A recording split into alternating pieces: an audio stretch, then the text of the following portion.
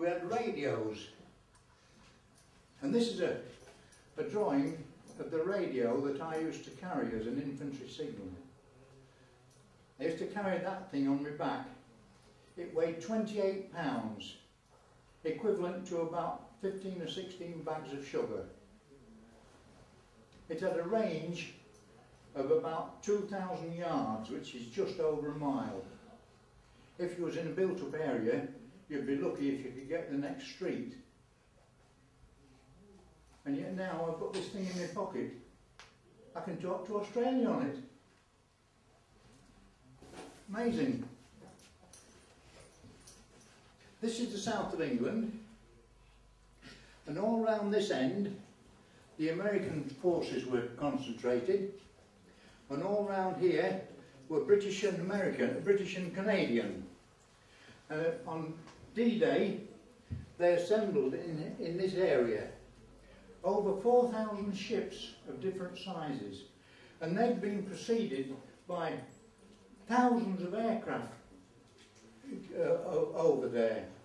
And in the dawn they landed 175,000 troops in Normandy there. There was Utah Beach was American, Omaha Beach was American, Gold Beach was British, Juno Beach was Canadian, and the Sword Beach there was British as well. But before they landed in the morning, they'd sent parachutists over. 30,000 parachutists landed round here, round a place called St Mary Glees, and the object was to cut this peninsula off and capture the port of Cherbourg, because we'd got to get a port as quickly as possible. I didn't know how they was going to get together in the dark and in the swampy areas, so they'd all been issued with one of these little things. And when they were looking for the comrades, they would give a click on this, and if there was anybody near them, they would answer with 2 clicks. And this is the church at St Mary Glees, and one unfortunate chap called Jack Steele landed near the church. He didn't land on it, he got hooked up from one of the pinnacles, and he was there for about 8 or 9 hours. He'd been shot in the foot, but he pretended to be dead so he wouldn't be shot again, and he hung there until he was cut down and taken prisoner later on. But the French still have a effigy of him hanging there. Can you see that?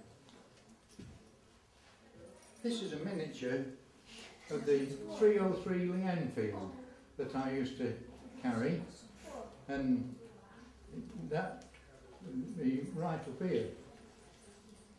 How heavy was it? Very heavy. And with that radio on my back, and my haversack down here, and my entrenching tool round here and bayonet, and my pouches on the front here.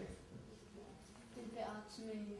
After the Normandy campaign, as I say, I landed there on 4 days after D-Day. Yeah. How did you get all your medals? How did I get the medals? Yeah. Well, nearly everybody got the medals. This one is the 1939-45 star. That was anybody that was in it.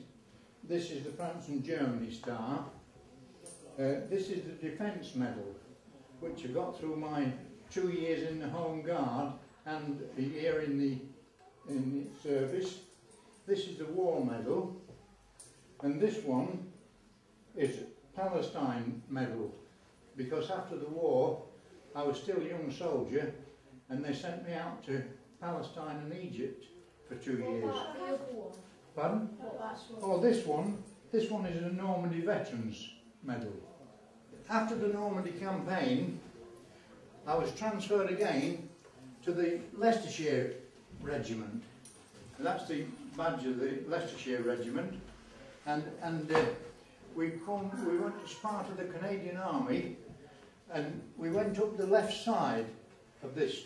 We went first to Le Havre, and then up and we liberated various towns and places on the way up, and we also occupied houses that had been occupied by the Germans before us. And I got one or two little things. This is a Gestapo armband that I found in one of the houses. But this, what about that? Hitler was trying to build up a super race, and he used to give one of these to the women of Germany when they had 4 children. It's inscribed, the Deutsche Mutter, the German mother. And when they had 4 children, they got one of these. This one was given to somebody in 1938, 16th of December 1938. It doesn't say who it belonged to, but if they had 8 children, they got a gold one like that. As we've been back later, in later years visiting these places, in Holland in particular, they've erected various, this one is in the town of Roosendaal, and they've made this monument with a pole there on top in remembrance of our liberating them. Anyway, I've got to finish. I'd just like to show you 1 or 2 more things. You know what those are? Dream catchers. Pardon? Dream catchers. Those are... No. I like dog tags. The Americans call them dog tags. We call them identity discs. And they're made of 2 different materials. One won't burn and the other won't dissolve in water. So whether you was burnt to death or drowned to death, one of these, and I put those on when I went in the army in 1943, and I never took them off for any reason until July 1947 when I came out.